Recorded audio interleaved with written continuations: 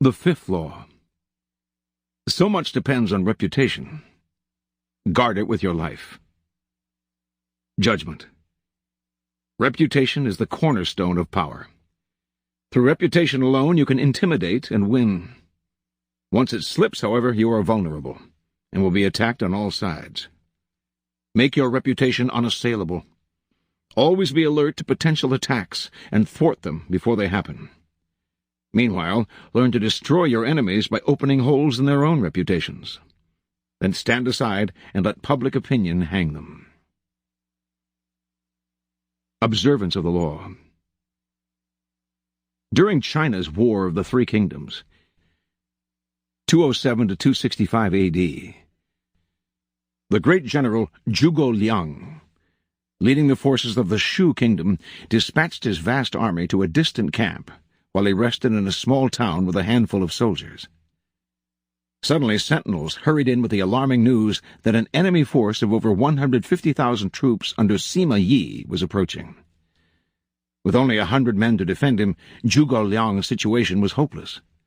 The enemy would finally capture this renowned leader. Without lamenting his fate or wasting time trying to figure out how he had been caught, Liang ordered his troops to take down their flags, throw open the city gates, and hide.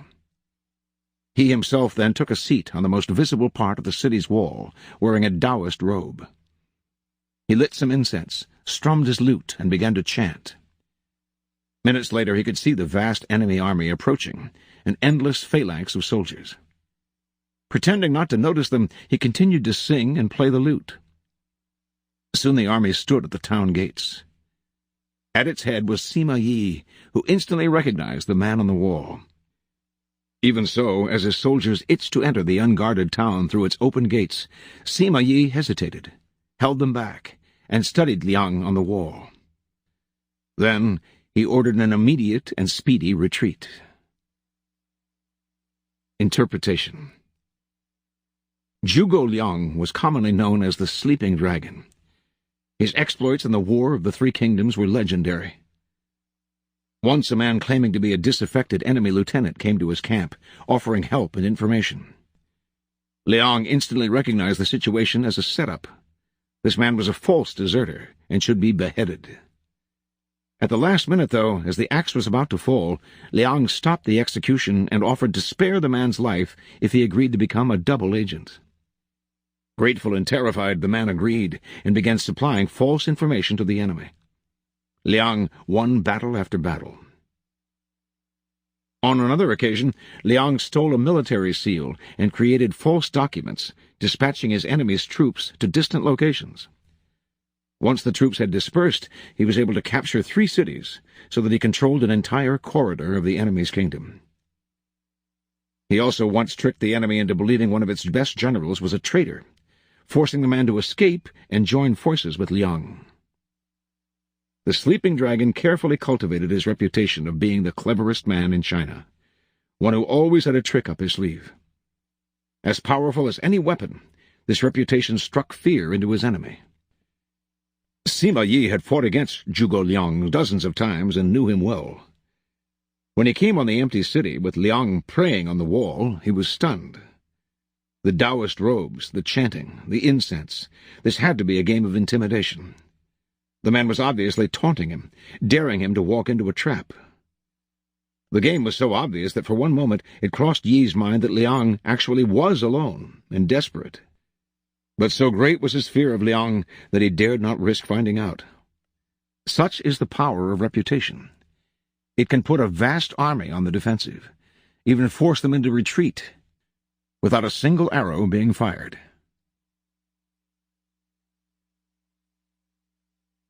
As Montaigne said, for as Cicero says, even those who argue against fame still want the books they write against it to bear their name in the title, and hope to become famous for despising it. Everything else is subject to barter. We will let our friends have our goods and our lives if need be, but a case of sharing our fame and making someone else the gift of our reputation is hardly to be found. Observance of the law number 2. In 1841, the young P.T. Barnum, trying to establish his reputation as America's premier showman, decided to purchase the American Museum in Manhattan and turn it into a collection of curiosities that would secure his fame. The problem was that he had no money. The museum's asking price was $15,000, but Barnum was able to put together a proposal that appealed to the institution's owners, even though it replaced cash up front with dozens of guarantees and references. The owners came to a verbal agreement with Barnum, but at the last minute the principal partner changed his mind, and the museum and its collection were sold to the directors of Peale's Museum. Barnum was infuriated, but the partner explained that business was business. The museum had been sold to Peale's because Peale's had a reputation, and Barnum had none. Barnum immediately decided that if he had no reputation to bank on, his only recourse was to ruin the reputation of Peale's. Accordingly, he launched a letter-writing campaign in the newspapers, calling the owners a bunch of broken-down bank directors who had no idea how to run a museum or entertain people. He warned the public against buying Peale's stock, since the business's purchase of another museum would invariably spread its resources thin. The campaign was effective. The stock plummeted. And with no more confidence in Peale's track record and reputation, the owners of the American Museum reneged on their deal and sold the whole thing to Barnum. It took years for Peale's to recover, and they never forgot what Barnum had done. Mr. Peale himself decided to attack Barnum by building a reputation for highbrow entertainment, promoting his museum's programs as more scientific than those of his vulgar competitor. Mesmerism, hypnotism, was one of Peale's scientific attractions, and for a while it drew big crowds and was quite successful. To fight back, Barnum decided to attack Peale's reputation yet again. Barnum organized a rival mesmeric performance, in which he himself apparently put a little girl into a trance. Once she seemed to have fallen deeply under, he tried to hypnotize members of the audience. But no matter how hard he tried, none of the spectators fell under his spell, and many of them began to laugh. A frustrated Barnum finally announced that to prove the little girl's trance was real, he would cut off one of her fingers without her noticing. But as he sharpened the knife, the little girl's eyes popped open and she ran away, to the audience's delight. He repeated this and other parodies for several weeks. Soon no one could take Peale's shows seriously, and attendance went way down. Within a few weeks, the show closed. Over the next few years, Barnum established a reputation for audacity and consummate showmanship that lasted his whole life. Peale's reputation, on the other hand, never recovered. Interpretation. Barnum used two different tactics to ruin Peale's reputation. The first was simple. He sowed doubts about the museum's stability and solvency. Doubt is a powerful weapon. Once you let it out of the bag with insidious rumors, your opponents are in a horrible dilemma. On the one hand, they can deny the rumors, even prove that you have slandered them. But a layer of suspicion will remain. Why are they defending themselves so desperately? Maybe the rumor has some truth to it. If, on the other hand, they take the high road and ignore you, the doubts, unrefuted, will be even stronger. If done correctly, the sowing of rumors can so infuriate and unsettle your rivals that in defending themselves they will make numerous mistakes. This is the perfect weapon for those who have no reputation of their own to work from. Once Barnum did have a reputation of his own, he used the second, gentler tactic, the fake hypnotism demonstration. He ridiculed his rival's reputation. This, too, was extremely successful. Once you have a solid base of respect, ridiculing your opponent both puts him on the defensive and draws more attention to you, enhancing your own reputation. Outright slander and insult are too strong at this point. They are ugly and may hurt you more than help you. But gentle barbs and mockery suggest that you have a strong enough sense of your own worth to enjoy a good laugh at your rival's expense. A humorous front can make you out as a harmless entertainer, while poking holes in the reputation of your rival. As Nietzsche said, "It is easier to cope with a bad conscience than with a bad reputation." Keys to power. The people around us, even our closest friends, will always to some extent remain mysterious and unfathomable. Their characters have secret recesses that they never reveal. The unknowableness of other people could prove disturbing if we thought about it long enough, since it would make it impossible for us really to judge other people. So we prefer to ignore this fact and to judge people on their appearances, on what is most visible to our eyes: clothes, gestures, words, actions. In the social realm, appearances are the barometer of almost all of our judgments, and you must never be mistaken into believing otherwise. One false slip, one awkward or sudden change in your appearance can prove disastrous. This is the reason for the supreme importance of making and maintaining a reputation that is of your own creation. That reputation will protect you in the dangerous game of appearances, distracting the probing eyes of others from knowing what you are really like, and giving you a degree of control over how the world judges you. A powerful position to be in. Reputation has a power like magic. With one stroke of its wand, it can double your strength. It can also send people scurrying away from you. Whether the exact same deeds appear brilliant or dreadful can depend entirely on the reputation of the doer. In the ancient Chinese court of the Wei kingdom, there was a man named Midzu Xia, who had a reputation for supreme civility and graciousness. He became the ruler's favorite. It was a law in Wei that whoever rides secretly in the ruler's coach shall have his feet cut off. But when Midzu Xia's mother fell ill, he used the royal coach to visit her, pretending that the ruler had given him permission. When the ruler found out, he said, "How dutiful is Midzu Xia!" For his mother's sake, he even forgot that he was committing a crime, making him liable to lose his feet. Another time, the two of them took a stroll in an orchard. Midzu Xia began eating a peach that he couldn't finish, and he gave the ruler the other half to eat. The ruler remarked, "You love me so much that you would even forget your own saliva taste and let me eat the rest of the peach." Later, however, envious fellow courtiers, spreading word that Midzu Xia was actually devious and arrogant, succeeded in damaging his reputation. The ruler came to see his actions in a new light. "This fellow once rode in my coach under pretense of my order," he told the courtiers angrily. "And another time he gave me a half-eaten peach." For the same actions that had charmed the ruler when he was the favorite, Midzu Xia now had to suffer the penalties. The fate of his feet depended solely on the strength of his reputation. In the beginning, you must work to establish a reputation for one outstanding quality, whether generosity or honesty or cunning. This quality sets you apart and gets other people to talk about you. You then make your reputation known to as many people as possible. Subtly, though. Take care to build slowly and with a firm foundation. And watch as it spreads like wildfire.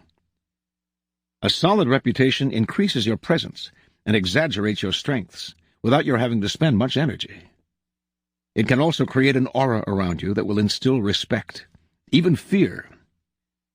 In the fighting in the North African desert during World War II, the German general Erwin Rommel had a reputation for cunning and for deceptive maneuvering that struck terror into everyone who faced him. Even when his forces were depleted, and when British tanks outnumbered his by 5-1, entire cities would be evacuated at the news of his approach. As they say, your reputation inevitably precedes you. And if it inspires respect, a lot of your work is done for you before you arrive on the scene, or utter a single word. Your success seems destined by your past triumphs. Much of the success of Henry Kissinger's shuttle diplomacy rested on his reputation for ironing out differences. No one wanted to be seen as so unreasonable that Kissinger could not sway him. A peace treaty seemed a fait accompli as soon as Kissinger's name became involved in the negotiations. Make your reputation simple, and base it on one sterling quality. This single quality, efficiency, say, or seductiveness, becomes a kind of calling card that announces your presence and places others under a spell. A reputation for honesty will allow you to practice all manner of deception. Casanova used his reputation as a great seducer to pave the way for his future conquests. Women who had heard of his powers became immensely curious, and wanted to discover for themselves what had made him so romantically successful. Perhaps you have already stained your reputation, so that you are prevented from establishing a new one. In such cases, it is wise to associate with someone whose image counteracts your own, using their good name to whitewash and elevate yours. It is hard, for example, to erase a reputation for dishonesty by yourself, but a paragon of honesty can help. When P.T. Barnum wanted to clean up a reputation for promoting vulgar entertainment, he brought the singer Jenny Lind over from Europe. She had a stellar, high-class reputation, and the American tour Barnum sponsored for her greatly enhanced his own image. Similarly, the great robber barons of 19th-century America were long unable to rid themselves of a reputation for cruelty and mean-spiritedness. Only when they began collecting art, so that the names of Morgan and Frick became permanently associated with those of Da Vinci and Rembrandt, were they able to soften their unpleasant image. Reputation is a treasure, to be carefully collected and hoarded. Especially when you are first establishing it, you must protect it strictly, anticipating all attacks on it. Once it is solid, do not let yourself get angry or defensive at the slanderous comments of your enemies. That reveals insecurity, not confidence in your reputation. Take the high road instead, and never appear desperate in your self-defense. On the other hand, an attack on another man's reputation is a potent weapon, particularly when you have less power than he does. He has much more to lose in such a battle, and your own, thus far small reputation gives him a small target when he tries to return your fire. Barnum used such campaigns to great effect in his early career. But this tactic must be practiced with skill. You must not seem to engage in petty vengeance. If you do not break your enemy's reputation cleverly, you will inadvertently ruin your own. Thomas Edison, considered the inventor who harnessed electricity, believed that a workable system would have to be based on direct current, DC. When the Serbian scientist Nikola Tesla appeared to have succeeded in creating a system based on alternating current, AC, Edison was furious. He determined to ruin Tesla's reputation by making the public believe that the AC system was inherently unsafe, and Tesla irresponsible in promoting it. To this end, he captured all kinds of household pets and electrocuted them to death with an AC current. When this wasn't enough, in 1890 he got the New York State prison authorities to organize the world's first execution by electrocution using an AC current. But Edison's electrocution experiments had all been with small creatures. The charge was too weak, and the man was only half killed. In perhaps the country's cruelest state-authorized execution, the procedure had to be repeated. It was an awful spectacle.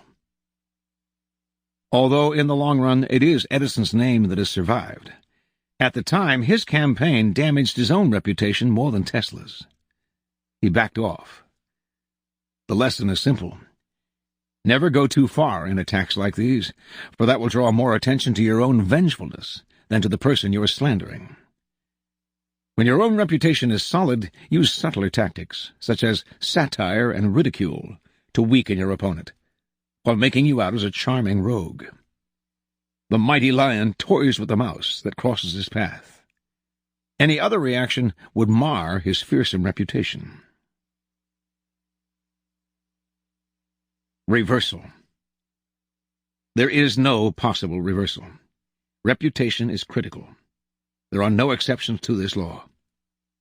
Perhaps, not caring what others think of you, you gain a reputation for insolence and arrogance. But that can be a valuable image in itself. Oscar Wilde used it to great advantage.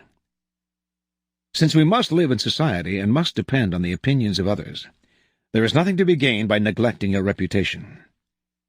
By not caring how you are perceived, you let others decide this for you. Be the master of your fate, and also of your reputation. Here is a further reflection on this law. The best fables of Jean de La Fontaine. The animals stricken with the plague. A frightful epidemic, sent to earth by heaven, intent to vent his fury on a sinful world, to call it by its rightful name, the pestilence. That acheron-filling vial of virulence had fallen on every animal. Not all were dead, but all lay near to dying, and none was any longer trying to find new fuel to feed life's flickering fires. No foods excited their desires. No more did wolves and foxes rove in search of harmless, helpless prey. And dove would not consort with dove, for love and joy had flown away. The lion assumed the chair to say, "Dear friends, I doubt not it's for heaven's high ends that on us sinners woe must fall. Let him of us who's sinned the most fall victim to the avenging heavenly host. And may he win salvation for us all. For history teaches us that in these crises we must make sacrifices. Undeceived and stern-eyed, let's inspect our conscience. As I recollect, to put my greedy appetite to sleep, I banqueted on many a sheep, who've injured me in no respect, and even in my time been known to try shepherd pie. If need be, then I'll die. Yet I suspect that others also ought to own their sins. It's only fair that all should do their best to single out the guiltiest." "Sire, you're too good a king," the fox begins. "Such scruples are too delicate. My word, to eat sheep, that profane and vulgar herd, that's sin? Nay, sire, enough for such a crew to be devoured by such as you. While of the shepherds we may say that they deserve the worst they got, theirs being the lot that over us beasts plot a flimsy, dream-begotten sway." Thus spake the fox, and toady cheers rose high, while none dared cast too cold an eye on tigers, bears, and other eminences' most unpardonable offences. Each, of never mind what currish breed, was really a saint, they all agreed. Then came the ass to say, "I do recall how once I crossed an abbey mead, where hunger, grass in plenty, and withal, I have no doubt some imp of greed assailed me, and I shaved a tongue's breadth wide, where frankly I'd no right to any grass." All forthwith fell full cry upon the ass. A wolf of some book-learning testified that the cursed beast must suffer their despite, that gall-skinned author of their piteous plight. They judged him fit for naught but gallows bait. How vile! Another's grass to sequestrate! His death alone could expiate a crime so heinous as full well he learns. The court, as you're of great or poor estate, will paint you either white or black by turns.